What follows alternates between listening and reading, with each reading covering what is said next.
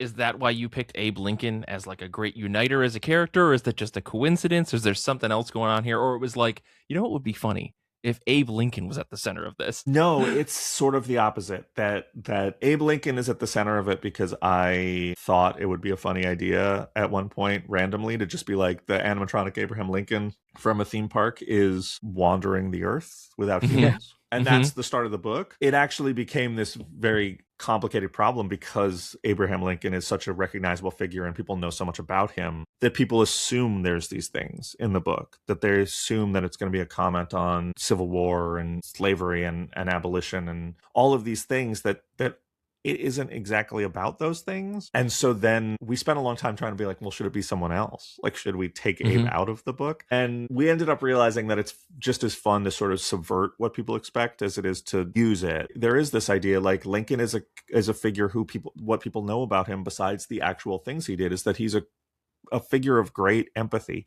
He's a person who really carried the weight of the world on his shoulders. He felt very much the weight of slavery. He felt very much the weight of the Civil War. He felt very much the divide in the country and died for those things. And so we are realized circuitously that like he's interesting to have as a main character because these divides and this loneliness and this separation, he's someone who a reader will automatically know that he is empathetic to, that he feels it, that it weighs on him. And that was a sort of a fun way to put it all back together where it made sense. Yeah.